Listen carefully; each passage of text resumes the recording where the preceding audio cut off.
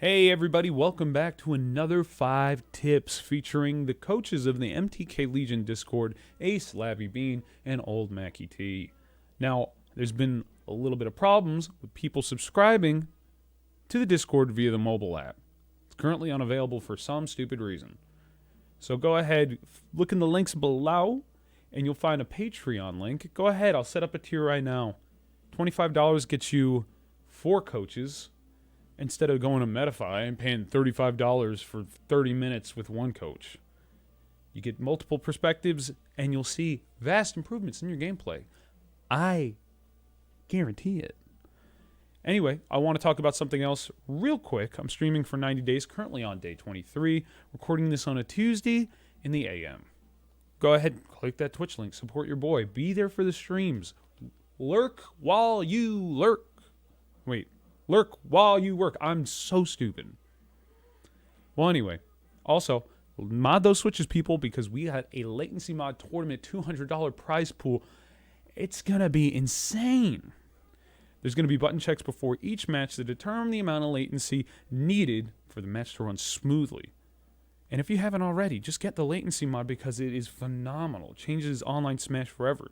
It took a community of people to do what Nintendo couldn't. Remember those stupid ads back in the day? Whatever, I don't care, I'm rambling. So go ahead, click those links below. Silence of the Lambs? No one? Alright. Now. Went tremendous. Labby, what's your next one? Oh, I'm against so split between two things. Do I want to be the boring guy or the exciting guy? Be exciting! Okay, boring guy. No. Yeah! No! Fuck! Come on, man! Let's talk about movement. Dear Shotos, I know you have a fireball as Ryu, and it's good, but that doesn't mean you're like some sort of stationary cannon that gets to fire once every second. For the love of God, realize that that's a whole second that you can be hit during him. Yeah, during that time, you just can get absolutely destroyed. You can get taking your stock away, you can eat a big punish, you can just get parried. Your Hadouken can be slide through with an area or like with an intangible move or something. And for the Kens, stop moving too much. Like, usually Ryus don't move at all and Kens move too much. That is what's costing them the games. Try to find like the golden way, like the middle line for not moving too much, but also kind of be stationary and turtling when you need to. This includes stuff like using too much focus dash cancel in the air, or like just standing in one place and pressing buttons while the opponent just hops around you and spaces you out. These kind of things is not what you want to happen in Shotos. You have a really strong punish game, so please try to make use of that by mixing up tools, like just using light F tilt at a range, or dashing in and using light up tilt to cover the same range but with different options, while emphasizing on movement. I know this is a big thing to ask for, but just try experimenting and theory crafting a little bit. What option covers what the opponent does. You'll find a lot more success hitting people, mixing up what you want to do, and your opponent delaying their reaction, which results also into a lot of other options, like them shielding, them jumping certain direction, you conditioning them. But the main phase is probably just don't use too much focus attack, dash, cancel, neutral, and don't become a stationary cannon that shoots fireball every second. Thank you. Thank you. You started out like it was a letter. You're like, Dear Shotos. Please fucking stop. Yeah, yes, grab more. Come on. That's good. Yo, All right, Mac. Mine was tomahawking. I got my wings got clipped. But okay, I could go more into Pick a new lack of Nair at a shield. It's a phenomenal choice. If you watch an Osmo, that's I want to point you to one VOD. Osmo versus Fatality. I remember just seeing Fatality run through a lot of Shotos. Well, not a lot. It was just a good amount of Shotos on streams or whatever it may be. Like, he's a phenomenal Captain Falcon player. But what Asuma was doing a lot of the time was just nairing out of shield, sending his state into advantage. Just from one simple nair. Like that hit stun of just a nair out of shield, because it's going to be the sweet spot of the move. It's going to cause more hit stun, a little more viability to it. And it leads to a better advantage state. It gets you... It's better out of shield than you would say, I don't know, up smash. I mean, DP is good, but then what if you're set into free fall afterwards? It's something that top level Shotos use all the time. I've been mixing it into my play, and it's been somewhat beneficial, especially for characters that have great frame data. And you have somewhat bad options out of shield. What was that? I wouldn't say we have bad options out of shield necessarily. I do think that Nair out of shield has its place, especially if you also want to add in this category full momentum Nair out of shield, or like full momentum aerials in general out of shield, because they allow you to punish things that have been spaced nor single hits that necessarily we don't have the range to do, like a Marth F tilt or a Pika F smash, and then you have full momentum dare or full momentum nair to just hit taller people who use more spaced moves on you. Yeah, I was playing around with that a little bit in training mod. It seems like a kind of a tight window. Do you guys know the exact what you have to do?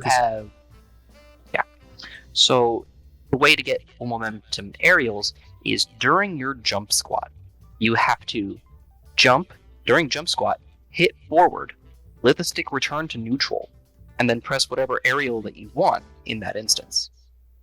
Jeez. You don't even have to buffer it necessarily unless it's a really close quarter combat moves that you want to hit as Ryu with Rising Nair, with the knee hitbox. It's more of if there's a more spaced move, just jump out of shield and hit him with down air. That's usually a move that is minus 15 or even more punishable, which is most grounded attacks. Like, you're not punishing an area with a Rising area yourself. That's more of a, up smash thingy or uppy, something like that. So, but this way you can get your down air. The thing I have, this is a weird little problem with down air sometimes, is I'll get it and I'll see if it hit. And in that time, I'm already out of the special cancel window. So I'm always like, ooh. And now I'm sitting here. It's not enough hit lag for them. I mean, they can just punish you right after if you hit it and you don't cancel it out of something. I mean, in that case, what I would do is you would cancel into focus or something that you can likely, if they attempt to whiff punish a down air that, maybe you didn't hit necessarily or something like that, canceling into a focus immediately, which will give you, your buffered cancel, or on the first frame that you can act again on your FAF, you can start doing focus. One option. That's kind of what I would do. Or or sort of being more aware of your kit, knowing, okay, Dare will reach here, and you will pop them up just enough for the Dare to connect into a Shoryu in that instance. It's definitely an option to keep in mind when you are more aware of spacing of your opponent, your spacing, and your options, the percents that you're at with them. You don't want to use a Dare at 15. Dare Shoryu at 15 is liable to get you hit really hard, and it will suck. Yes. But at 70 or 80 even, it's a pretty strong option that'll send them pretty high, allow you to recover, even if you do a light Shoryu or a medium Shoryu. And then from there, what you can do is you can land startup advantage and proceed to either juggle them or put them in disadvantage, punish them if they try to land aggressively with an aerial or something. And then from there, they can just whack, get hit. I can add something to that. In that situation Mac described, if you're not sure what to, or whether the down air will even hit, because it just doesn't provide enough hit lag for you to react in certain situations. Say Lucina hits you with Afterlaunch Shield, and you decide, okay, let's give this a shot. I want to use an Apex aerial out of shield. During that time, while you're already jumping, or while you make that decision, you can condition yourself to already think ahead and think of the next step. If Lucina has enough time to act, or if you think she has enough time to act, you can use a Nair, which has less startup, and has less landing lag. And even if it's a shield, you can probably still buffer another move to like hit check whether they'll do anything, like Nair into like up tilt, see if anything happens, or into P tilt, which is a little more risky. But if you choose to go for down air, and it doesn't connect Lucina spot out, you should just prepare to take the punish. That is not something you should try to mash out of as a last resort, which is what Bean was talking about. Because you whiffed, you don't have to buffer something to like try to get out of everything. Sometimes you just gotta hold the L. Maybe they don't even try to punish, and they just continue to hold shield, and now you use the light DP area version on shield. There's no platform, and you take like 1.5 seconds to land, and you eat your F smash to your face, and now your stock is gone at 30. Congrats. Yeah. And then you kind of like have to understand your turn. Yeah, your turn is over. Done. Just hold the L. That's good advice too. Like, just understand it. Done. It didn't work. Okay. On to the next thing, Yep. What do you got, Mean? I want to like branch off and talk about something different, kind of on the same track Ace was talking about, which is using grab, but in a particularly more traditional sense for Shotos that also applies to your shield pressure, which is, it's a common term in Street Fighter. It's known as strike throw mix, and it would be like strike / throw mix. So in Street Fighter, there are tick throws and there are dash grabs, and you can mix up which option you do on block when your opponent is in the corner, and you can get them in like a real 50-50 hell guessing game where they don't know what's going to happen. In Smash, things aren't as straightforward and streamlined like that, but we can still set up a really good strike throw mix with just up tilt to your standard normal grab, and you can still get a lot off of that.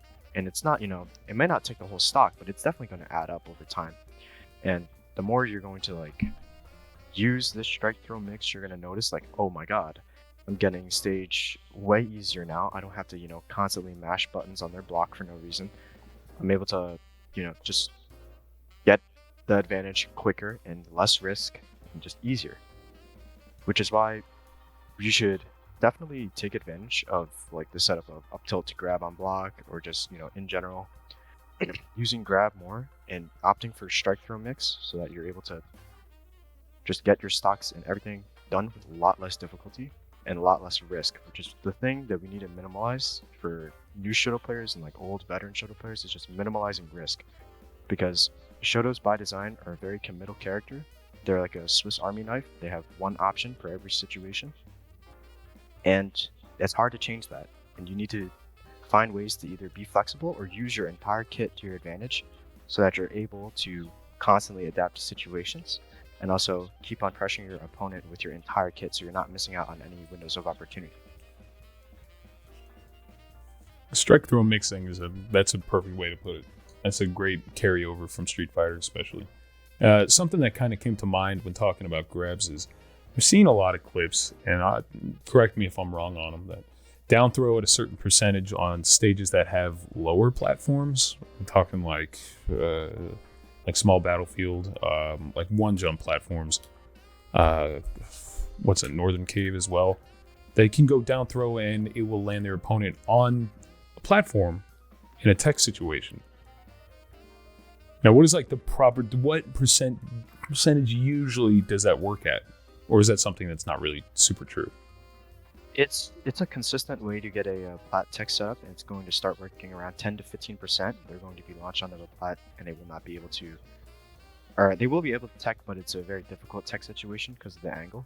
So from 10 to 15%, you will get on the lower plat, and if you're on tri-plats, it's about 30 to 40 for the top plat. Okay. So that's how you're going to get to there. And in these situations, you're going to notice it's very common for professional Shoto players as well as beginner Shoto players to set up a forward jump, be reverse focus, as this option will cover the entire platform, as well as preventing them from slipping off any ledges. Because I remember there was a person who was very insistent on the reality of somebody slipping off the ledge if they were on the edge of it when they were in this tech situation. By doing a forward jump, you reverse focus, you cover the entire ledge, you cover every get up option, you tank get up attack, you beat roll. The only option you don't beat would be a delay tech, but kind of iffy because in that situation you can just lower your angle of focus and just hit them through the plat. But if you're able to land that throw, that is honestly, it could give you the entire stock, and it's extremely good, and I just recommend people just use grab a lot more. It's such a good tool that nobody uses. On that note, I want to add, don't make up tilt into grab either your bread and butter or your panic bread and butter. I have seen enough words to know that there's a couple people out there who start to use one light up tilt in weird places. It doesn't do anything, and they default to grab just because the opponent is somewhat close to them. They wouldn't get the idea to use just straight up grab without the light up tilt because it's been ingrained into their muscle memory. The point of the light up tilt in the first place is to see what's happening. If you see they're blocking, okay, cool. Now I can decide my next action. I can use another light up tilt, I can use grab, I can disengage, I can do some focus shenanigans.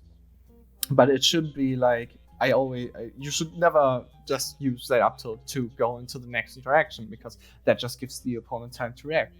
Also go just for the raw grab. That already enough. You can also just manipulate that DI this way. Maybe you'll get a DI out. Maybe you'll get a DI in. Depends on how the opponent plays. It's all about the information you get. Phenomenal. Ace, it is your turn. I'm going to, again, sort of continue this branching off of the main point from our past threads, and I'm going to talk about shield. Now, not necessarily pressuring it, but about the Shoto's own use of shield, and the understanding of turns in Smash, and how your flow of gaming is severely impacted by the use of shield either on your part or your opponent's part. And the reason why you don't see like a super lot of shield at higher levels of play is because people understand that movement is much, much better at allowing you to either end your opponent's turn earlier or start your turn earlier, because it allows you to do things like whiff punishing with aerials like Nair or Dare or Fair or F Smash or Down Smash or F Tilt or etc. etc. etc. Fireball even is actually a pretty good whiff punishing tool as a Ryu, because it just lets you go, alright, take 15%, take 13%, take 12 off of, oop, you pressed the wrong aerial there. And what you really want to do is you want to make sure that you're backdashing more than shielding an opponent's move and out of shielding them with like a Shoryu or an F Smash. Which I know that Mac was mentioning earlier about using more Nair out of shields. Like, well, another thing that you can do is just not shield as much and not need to out of shield as much. Because if you do less shielding, it means that you're not surrendering the entire game pace to your opponent. If you move around more, but not necessarily like dashing everywhere, but if you take small micro movements, if you're walking or doing a small backdash canceled into a move to avoid an attack from your opponent, depending upon what spacing they're using and what character they are, what move they're using, doing micro movement to avoid a thing and then whiff punish can sometimes net you a better punish than you would have otherwise gotten with just, oh, I'm going to hit you with one move out of shield to start my turn. Well, then necessarily you can get like a Nair into P-tilt, crescent kick, back air or something. Insert non-true combo here, because your opponent's like, oh, I'm getting hit, oh god. And then you can sort of induce more panic options. You can learn what your opponent is going to be doing in, disadvantage or what buttons they like to press all the time. Learning to force a whiff is more important than shielding the opponent's move and surrendering your ability to control the way the game is playing out. Yeah, I agree with that, especially like with punishing. With that last video I put out and finding out like what you can do with Hadoken, especially against grounded opponents, I feel like it's a phenomenal whiff punish tool now. Knowing that the amount of state the whole entire clank lag that they're in, it can bring up a lot of good things for you. Like a lot of situations can open up for you if you use that more grounded in a better way, just as a whiff punish. You can walk in, walk out. They expect you to walk in. Like it's footsie's 101. Go into your opponent's attacking range, come out, and then throw a whiff punishing tool. And you have an amazing whiff punishing tool at your disposal, and it's Hadoken. Even if you end up hitting them and they collide with an attack, I mean, you have so much that you can do just off that. And the frames that you get could be tremendous, depending on what move they put out. So it comes down to you to identify that. What move they threw out, okay, that's something that might induce a lot of hit stun. Okay, it collided, it can go in, it can do something else. Or I could throw out another fucking fireball. And damn, they're hitting, okay, taking 12. Here, hold that. What else are you going to do? You want to come in? Try it.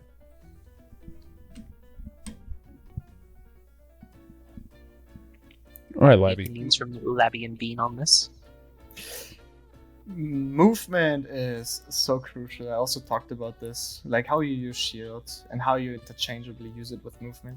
Even something like just a full up in place is enough to like put the opponent on edge if they try to pressure you, because now you're in a position to get them down there.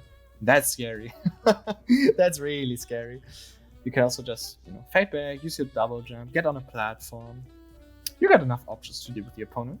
Just gotta make use of them. Exactly. It's about not surrendering the options you have available to you to quickly get them off of you.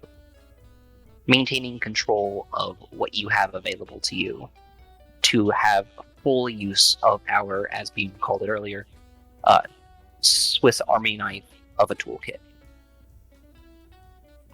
Because sometimes you'll end up in situations where you'll need one of the tools available to you, but because you were shielding, or because you weren't moving properly and didn't space yourself, you don't have access to the tool that would be best for the situation, and you have to sort of go with something worse. You'll have to try to up smash or shore you, and you'll be like, well, this is not great because now I'm getting punished for that. I like that analogy too. It's a Swiss Army knife for every sort of situation, but it's not the exact tool too. Like you have options for whatever situation it need be, but it might not be the okay, I have a saw, but it's no sawzall. It's not like an electronic. I'm running through wood with this thing. They're tools that you have to be aware of and use them in certain situations. And to bring it back to like Labby, yeah, it has to do with your movement and identifying what your opponent wants to do with them too.